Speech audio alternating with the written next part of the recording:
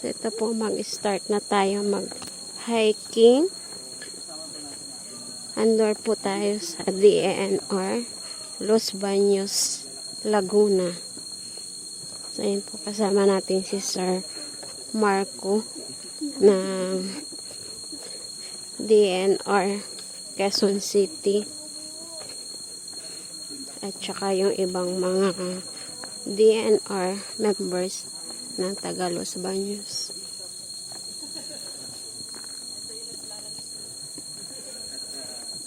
Yan, may bit-bit tayong tungkod.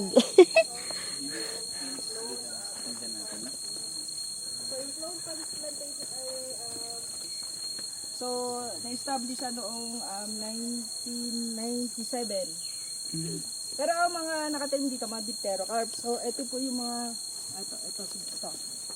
Mga ganyan pong mga sizes na ng diptero yung na tubo dito. Pero meron din, nung panahon ng NGT, meron din kasi mga sobrang mga cloned. So, yung cloned ay yung from true cutting. Sana pa. So, yung makikita nyo pong maliliit, kagaya nito, saka yun. So, yung mga ibang maliliit ng sizes, yun po yung mga panahon pa ng NGT agas po. So, ito po ay white lawan. Familiar po kayo? So, ang mga diptero po kasi ay mga native. And then, kitang-kita sa na straight bowl. So, yan yung ginagamit dating mga pang furniture natin. Ngayon kasi, konti na lang, kaya iba na yung ginagamit na ano. So, lakad po tayo. Alright. So, aside po sa mga diptero cards, Ito, ma'am, yung malaki. Anong puno po ito? yan po ay luktob. Ayun po. Laki, no? Native din po, pero hindi, yun, native din. So, para siyang mga pamilya ng mga Nara. Okay. Ay, mga ilang taon na yan? Sir, baka yan ay kasabay siguro ng mga pag-establish nito nung Cory time. Kasi ang ERDB kasi po ay, ang Elvis kasi ay parang na-establish nung Cory time. So, yun yung forestry ang usually nila.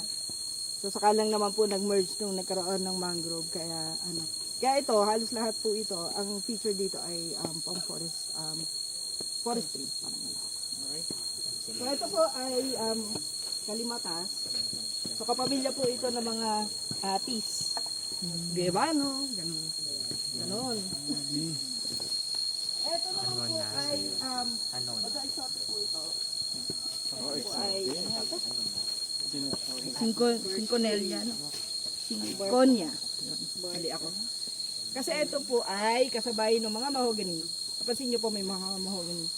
Kasi yun yung reforestation species nung panahon nila Uncle Sam ng mga Amerikano. So kasi yung time na yon, di ba? Ito kasi daw ay parang kogonan, parang gano'n. Kasi nung time na yun, di ba, na overexhaust naman ang ating forest. So yung mga Americans, nung dumating dito, inintroduce nila yung mahogany. So kaya may makikita po kayong mga mahogany. Ano ba yan yung panahon pa nila Uncle pa. So yan, kasama rin po ito, gamot daw to sa malaria. Ito. Gamot daw sa malaria. Alright. Pero syempre hindi na mahogany ngayon ang ginagamit.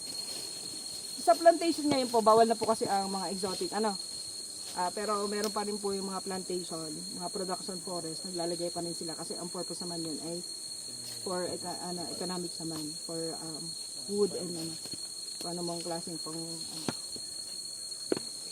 And then ito, kung makikita nyo po, hindi, dito muna po. Ano ito ba? Matagal niya yan. Yes. So ito po, ito at saka yung kalimatas, ayun, pareho po sila ng family. So makikita nyo horizontal din yung branching niya. Tapos, mahirap siyang, ang feature ng yung napakahirap niyang putulin. Kaya pinsan yung pagkakukuha ng atis, pagkakukuha ng sanga, mahirap din.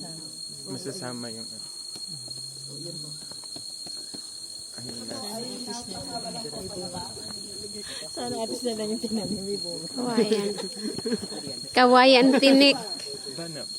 Ito po, ay ano po ito? Ito po ay duduwa. Kinakain pa yung bunga? Parang wala pa naman po kumakain. Wala pa. Subukan mo. Kaya po, kaya may mga Mo ganyan. Kung sino may Ito pilay. po ay durian. Part po kasi ng agroforestry ang ano nun eh. Ano po? Familiar po ba kayo sa durian? Ayan, durian po ito. So, kita niyo yung kayo. Durian. Silver. Ano yan? Ano yan? Ano, Ira? Durian. Durian. Namunga na yan, te. May time na may namunga po doon sa loob. Mamunga ba? Maliliit pa po eh.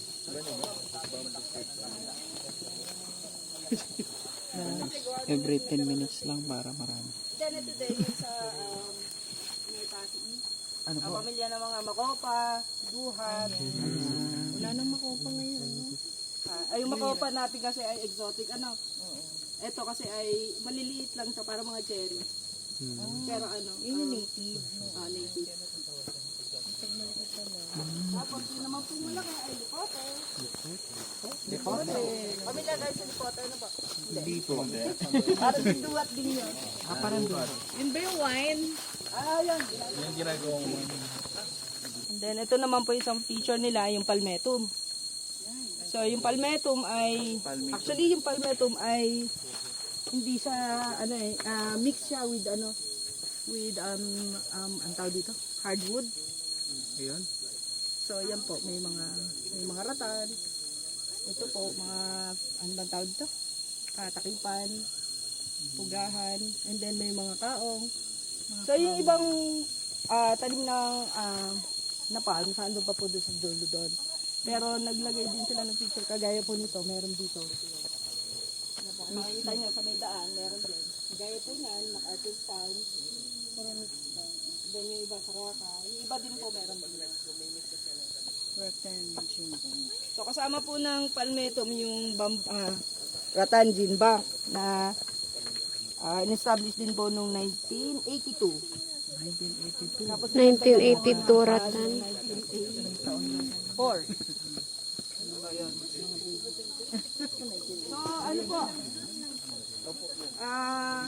Almost 4 hectares po ata ang palmetum. Kasama po ang ratan. So ito po ratan.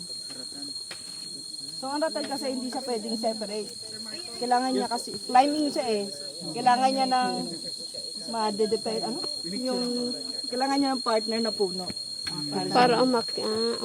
So hindi siya pwedeng itanim mo lang ng ito sa baba. Lagay ng ibang palo. Ito yung ratan.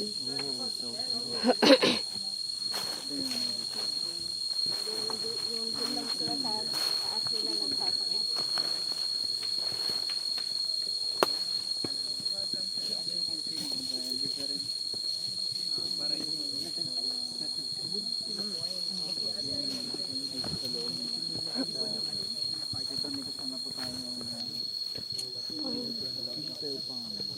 Ito din po ay kasama ng mga laptop, mga sopa. Pa. Sindora sopa. Ang kanyang, wala kasing bunga eh. Okay. Yan yung mga legumes. So, ang kanyang pod ay may mga tinik-tinik.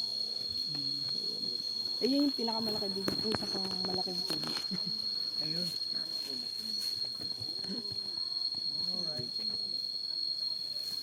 Yan, kasama din po ito doon sa mga cloud. Ito yung mga sisidyum, yung mga lubeg at saka maka-acid. Ito yung maliliit. Yes po. So madami pong klase ng species ng mga makopa at saka duhat. So mga 200 po sila.